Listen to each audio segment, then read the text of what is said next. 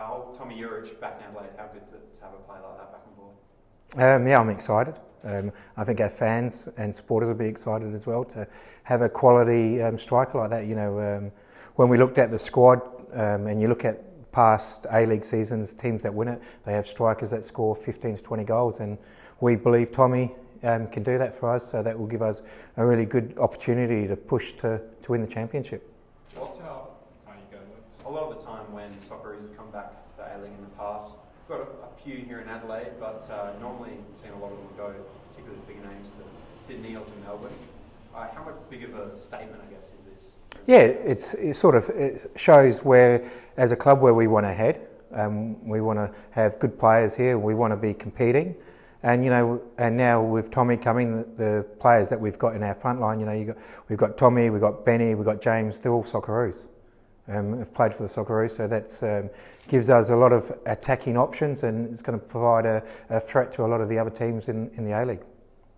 Was Tomi the number one priority this off-season? Yes, it was. Yeah, when we sat down and we lost 8-9 players from last season's group, we looked where we want to strengthen, and the main one was the number 9.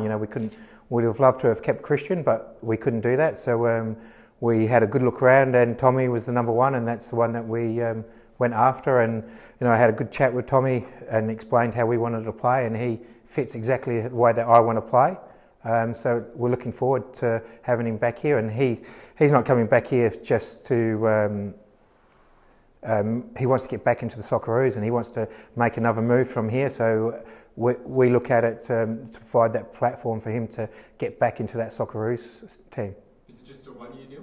Yeah, just a one-year deal. As I said, he wants to go on and wants to do bigger and better things. He still believes he's got a lot to offer, and he's coming here to prove that. How important is it that you get his experience as well? Do you see him being somewhat of a mentor for Al Hassan? Yeah, most definitely. Not just Al Hassan. We've got Cassini as well, Mohammed. They're strikers as well. So to see someone and learn from him at training that's played in Europe and played for the Socceroos at that level, it's going to be great for those 3 young boys that we've got coming through. You've been with Adelaide a long time, both as a player and coach and in the backroom staff. Where would you say this signing ranks amongst sort of the biggest in club history? Yeah, look, as I said, it's not very often that we get players coming back that are Socceroos. So as I said earlier, Ben Halloran and James Triosi, they're Socceroos as well that have come back to the club. So yeah, he's definitely right up there. Just on Javi Lopez as well, saw Isaias being involved in the announcement. How big of an influence was he on this deal?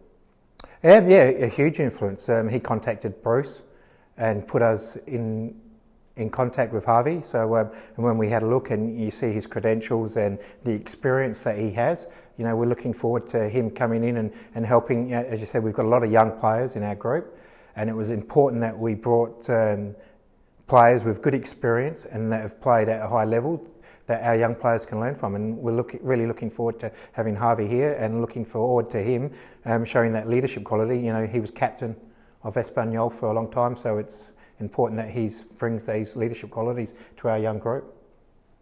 How far away would you say you are from completing your team now? Yeah, we're pretty close. If you ask Bruce would say we're done. If you ask me, I'd like maybe one more player, but I'm very happy with the squad that we've got going forward. As I said, now we've got a really good balance of young players and experienced players. So I'm really looking forward to getting the whole squad together. That's the only thing that now is getting some opportunities now where we can actually play some games before the season starts. That's but in this time it's going to be difficult. Has the club locked in those pre-season games on a trip to Sydney next week? Yeah, we've got 2 games locked in Sydney, but unfortunately we're not going to have Javi and Tomi for those games yet because they still got to get to the country and still have 14 days isolation, so we won't have them available till round 1 hopefully. Where's Tomi at the moment? He's in Croatia at the moment. So after he finished with his club, he went to Croatia to see his family, and then now it's just a matter of getting him a flight back to Australia. And that's the tricky part. That is the tricky part, yes. You mentioned that you'd still like one player. What area of the team do you reckon you can still Yeah, look, I don't think the squad that we've got, we don't need. We would like to improve, but it's just more to have the balance in the squad that we have numbers. We would ideally like to have 2 players in every position, and we're pretty close to that. So it's just as a coach, you're always keeping your eyes open for players. SAS is obviously still pretty fond of this club, to having set up this still. Do you see potentially him one day coming back to this club? Yeah, hopefully. I think Bruce contacts him at least once a month and asks him if he's ready to come back. Because we would definitely take him back. Any club in Australia would take him. He's such a, the time that he had here at the club, he's most probably the best player that's ever played for the club. So, you'd most definitely take him back. Of course, it'd be remiss of us not to mention Diego Maradona, of course, passed away this morning. A player you played against. What was your experience like playing against Diego, and what was your reaction to the news? Yeah, it's very saddening, isn't it? He's in my time growing up, most definitely the best player to ever play the game.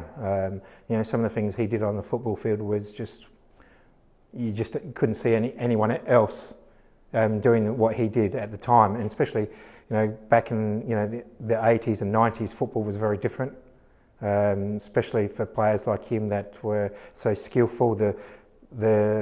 The challenges that he would have had to put up with, the pitches that he had to put up with playing on, and the things that he did with the football was, I don't think we'll ever see again. How was it coming up against him in the flesh? Yeah. Even though he was coming towards the end of his playing time, but yeah, again, I can remember playing him in Argentina and the atmosphere, and to actually be on the same pitch as him, you had to pinch yourself.